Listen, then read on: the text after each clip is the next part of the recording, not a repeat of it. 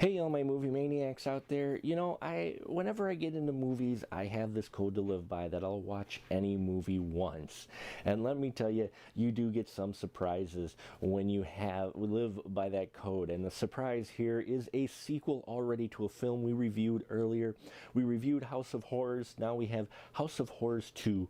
The Second Coming. Now, as you can tell by the title of the film, this is about mature matter, and so if you're young at heart, young at ears, or are easily offended, you may want to stop the video now as we talk about this continuing story of our extreme clowns that we had in the first one. Well, they're back and they've taken over their cable access. This is like they took over, these psychotic guys in clown masks have taken over a cable access channel, and they've put on their own psychotic killer show, if you will, with extreme stunts, clips, some zany stuff on what to do to the porn star, misogynistic things.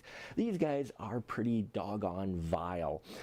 And so here in Second Coming, we have a movie that's more of like an Amazon Women on the Moon almost, to where we get more skits and cuts and clips in between working on what the main story is, which is what we eventually get to near the end of the film.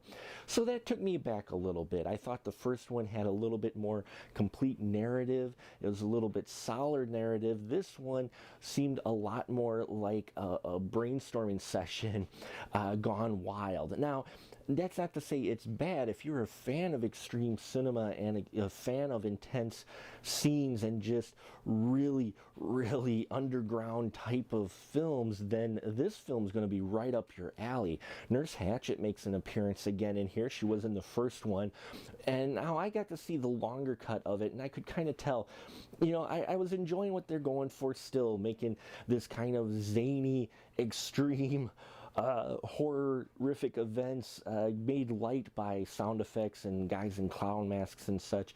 But then we get this section in the middle of the film that involves Nurse Hatchet. Now, don't get me wrong, very talented lady here.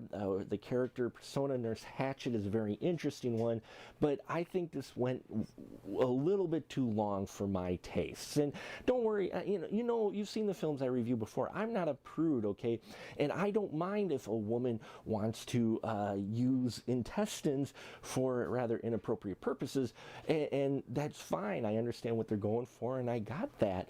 But I think these scenes just went a little bit too long with Nurse Hatchet. It was almost like a small film inserted into the main film, and so for me that got a little bit long.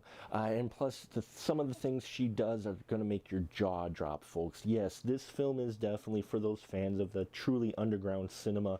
This had kind of the feel of August Underground, though I do say House of Horrors 2 is better put together and not nearly as offensive as August Underground type of films, but it is got that kind of feel to it, okay? Things get more out of hand. They make a new character here called Skanko, played by Lindsay McIntyre. I actually like the Skanko character as well, especially later on as she helps them escape from a certain predicament, though I could have done without the gun prop that they have. I give them kudos for the design of it and it looking really well.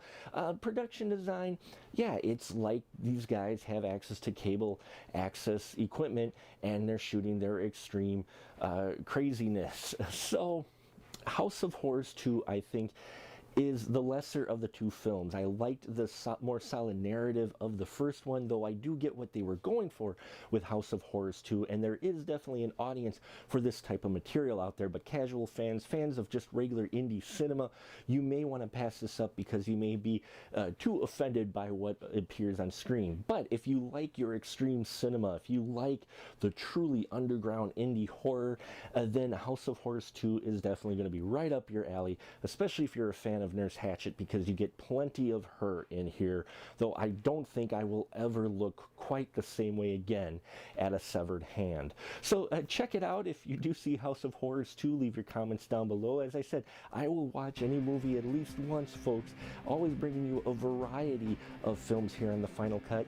I appreciate your support as always. Thank you so much for watching, and until next time, keep that ticket stub.